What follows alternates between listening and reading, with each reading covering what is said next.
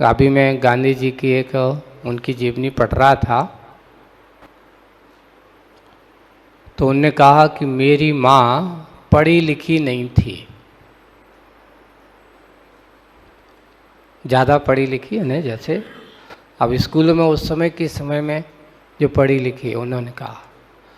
लेकिन एक बार मैंने स्कूल से आकर के किसी बच्चे का एक चीज़ मुझे बहुत अच्छी और लेकर के मैं आ गया, यानी उसका रखा हुआ था तो मैं उसका उठा करके, पेंसिल है या पेन है जो कुछ भी हो, और माँ से मैंने बताया कि देखो आज मेरे पास है। अच्छा, क्योंकि माँ को सब पता था कि कहाँ। उन्होंने कहा ये बताओ ये आया कहाँ से।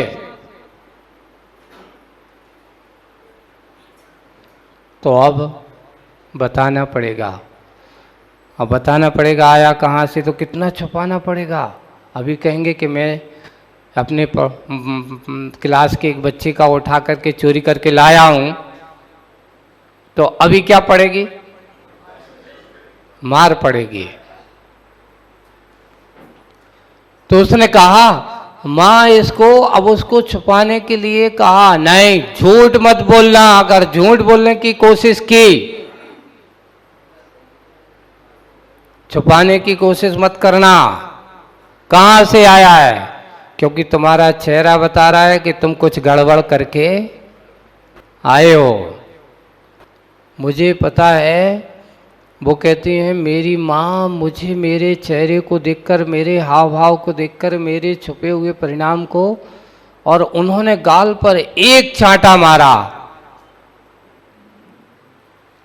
जोर से, और जैसे ही चांटा लगा मुझे एहसास हुआ कि मैंने गलती, और आखिर मैंने कह दिया कि हमारे बाजू वाले लड़के का पेन रखा हुआ था तो मैंने उससे बिना पूछे उठा करके लाया हूँ। दूसरे दिन माँ ने कहा सबसे पहले उस बच्चे से जाकर के क्षमा मांगना, अपनी गलती का एहसास करना कि मैंने तुम्हारा ये पेन चुराया था, उठाया था, और उसको अच्छे से सम्मान से वापस करना। ऐसा नहीं कि चोरी से उठाए तो चोरी से धीरे से उसके पेन उसकी उसमें डाल दिया। कई लोग क्या करते हैं, अब चोरी की तो अब कैसे बताऊं कि मैंने गलती की, तो दूसरे वो ढूंढता रहेगा, पर दूसरे दिन जाएगा तो धीरे से जाकर के वहीं पर वो चीज़ रख दी। ये भी गलत है। देखो गलती को छुपाने से गलती बढ़ती है। गलती को अगर आप एक बार सामने वाले से कहोगे कि भाई ऐसी गलती हो गई, तो दोबारा ऐसी गलती नहीं होगी। और उसके बाद ये हुआ कि बचपन का वो माँ का चांटा आज भी याद आता है। किसी की वस्तु रखी हुई है तो उसको मैं कभी उठाने की कोशिश नहीं करता। अगर आपके सामने बच्चा लेकर के आया और आप उसको प्रोत्साहन करोगे, तो आज बच्चा पेन चुराएगा, कल बढ़ कर के बड़े बड़े एरोप्लेन भी चुरा सकता है, बड़े बड़े काम भी कर सकता है, बड़ा बड़ा डकैत भी बन सकता है। क्यों? असत्य की, झूठ का समर्थन नहीं करना चाहिए।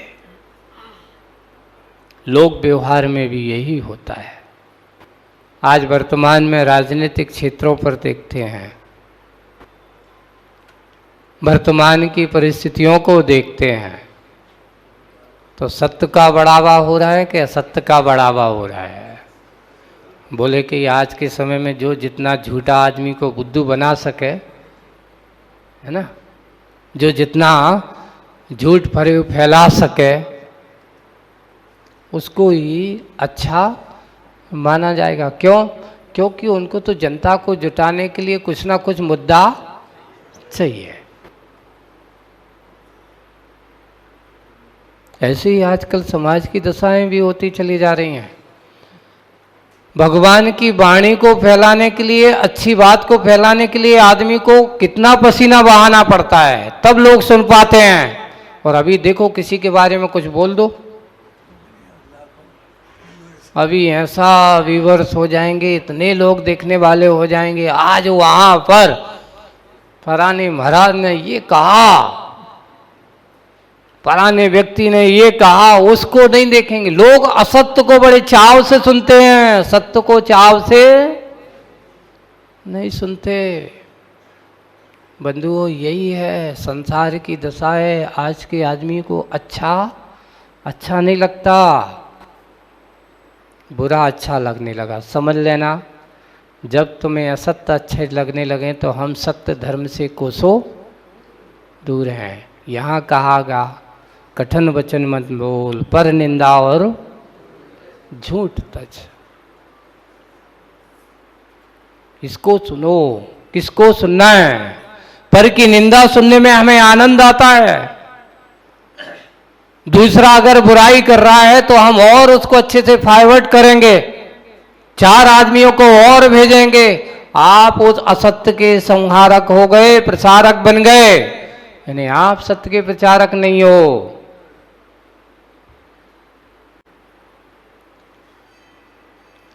वर्तमान में ऐसे काम हो रहे हैं, ऐसे लोगों का वाणी संयम भी बिगड़ रहा है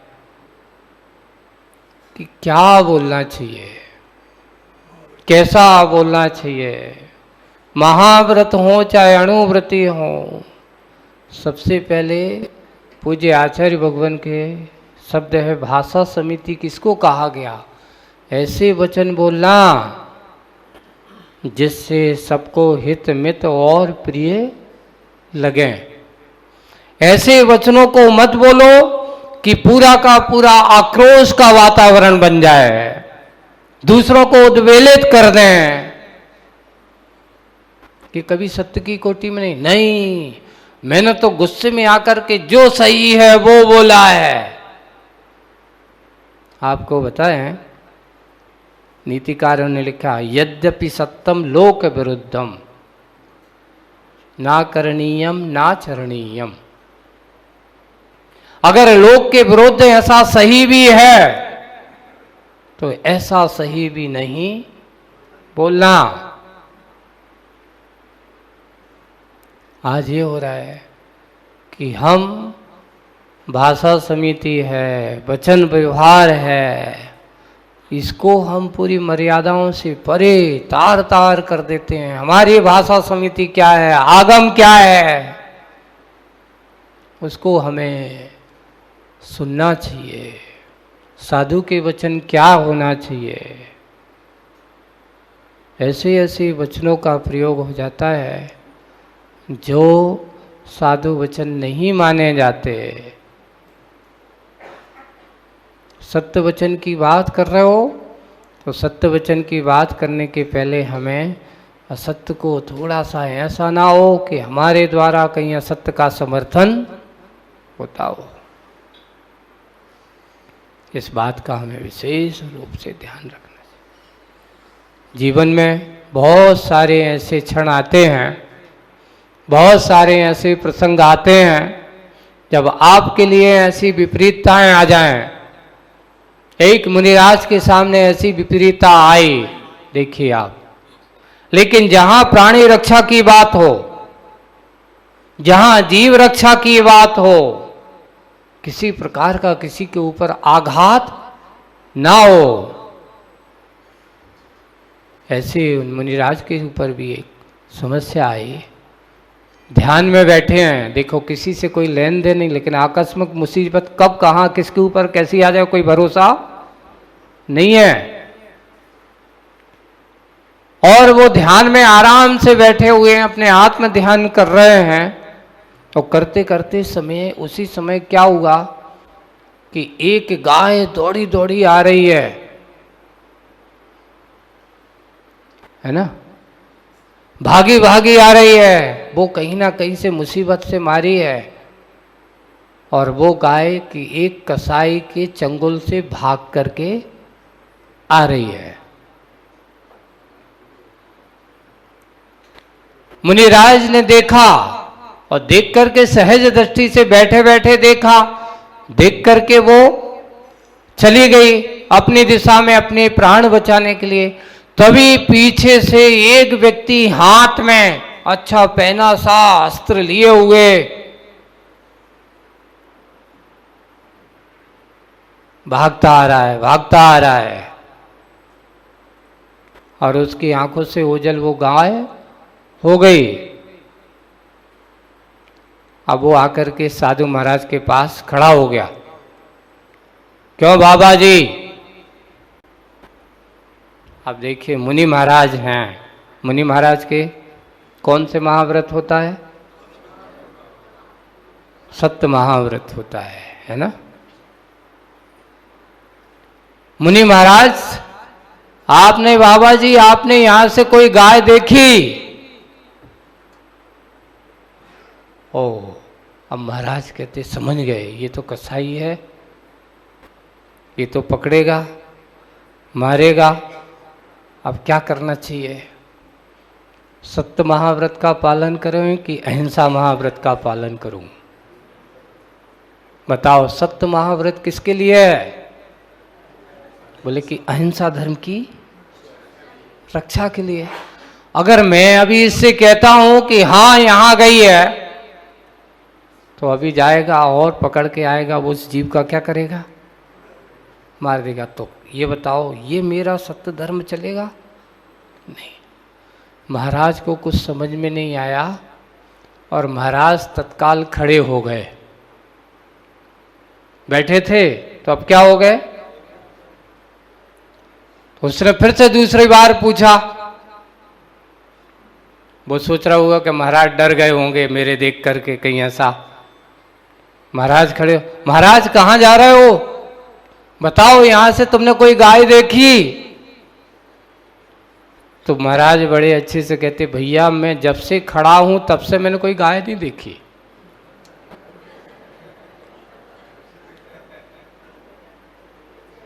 बताओ, महाराज ने झूठ बोला? नहीं बोला ना? जब से मैं खड़ा हूं तब से मैंने कोई गाय नहीं देखी। अब हुआ ये कि उसने, जब महाराज ने ऐसा कहा तो वो सोच में पड़ गया, और जाकर के वो जहां जिस तरफ पे गाय गई थी उस तरफ पे ना जाकर के दूसरी तरफ निकल गया। सोचो, कभी कभार बिना मुसत अगर सत्य बोलते तो हमारे 2 महाव्रतों भी खंडित हो जाते। कह देते हाँ ये गई है यहाँ से। कभी कभार कुछ लोग भी ऐसा क्या करते हैं, समाज में भी बहुत आते हैं, और उसमें आकर के अपन जो कुछ काम करें, है ना, और काम करके कुछ ऐसे काम हो जाते हैं कि जो लोगों में विवाद हो जाते हैं, विवाद का कारण बन जाते हैं, दूसरों को विकल्प का कारण बन जाते हैं। फिर वो क्या करेंगे? महाराज के पास आएंगे, महाराज आप इसको क्या कर दो, ठप्पा लगा दो आप अपना। तो सामने वालों को हम क्या करेंगे? बता देंगे कि नहीं, महाराज ने भी कह दिया यही सही है, ये प्रूफ हो गया उनका। तो कभी भी ऐसी इन बातों को भी हमें कभी समर्थन नहीं करना। उन मुनि महाराज ने कहा कि मैंने नहीं देखा, मुनिराज ने अहिंसा व्रत का पालन किया और अपने सत्य व्रत का भी पालन किया। श्रावकों के लिए भी कभी कभार तुम्हारे लिए तो मुनि महाराज ने तो अपनी थोड़ी सी मायाचारी का प्रयोग किया। संजुलन कृत मायाचारी कहलाती है। असत्य पे ज़्यादा भरोसा मत करो, भरोसा करना है तो किस पे करो?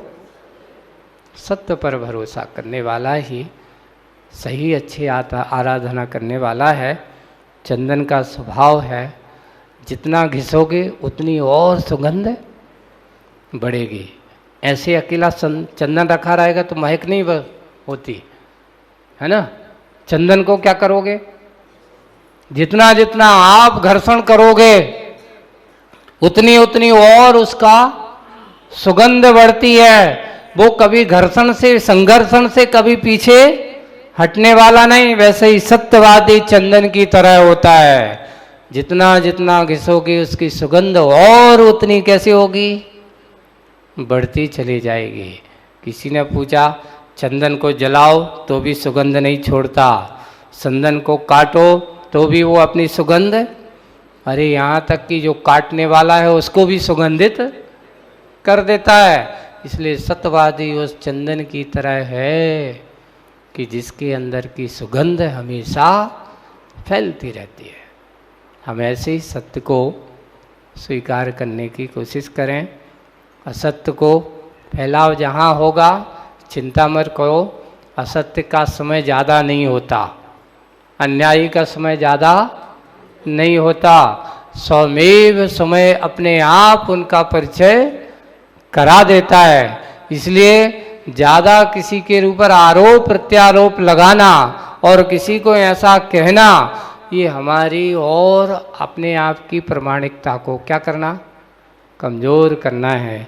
इसलिए सांच जवाहर बोल सचबाती, ये सूत्र को याद रखो। हमेशा अच्छे वचन बोलो, साचे वचन को बोलो, वह सत्यवादी ही इस जग में सुखी। क्योंकि झूठ बोलने वाला हमेशा भयभीत रहता है, असत्य बोलने वाला हमेशा डर लगा रहता है। कहीं पोल खुल गई तो क्या होगा, अगर ऐसा हो गया तो क्या हो गया, क्योंकि मैंने चोरी छुपे ऐसा काम किया है।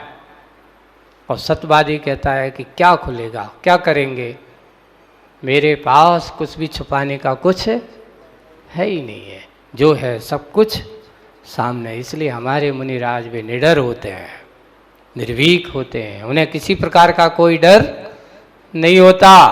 क्यों? क्योंकि जो छुपाने की चीज़ रहती हैं वो तो उनके पास है नहीं।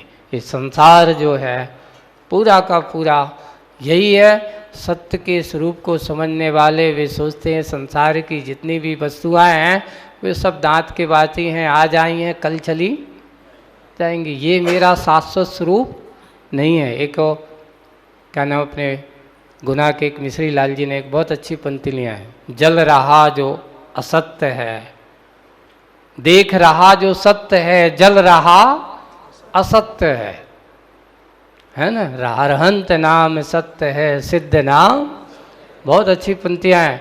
उन्होंने उस वैराग्य में पंक्ति को लिखा है कि ये जो शरीर, ये जो संसार की प्रणतियाँ हैं जो दिखाई दे रही हैं, ये सारा कारा असत्य है, जो देख रहा वह सत्य है, और जो दिख रहा वह असत्य है। देखने वाला सत्य है आत्मा, और जो दिख रहा वो सब असत्य है।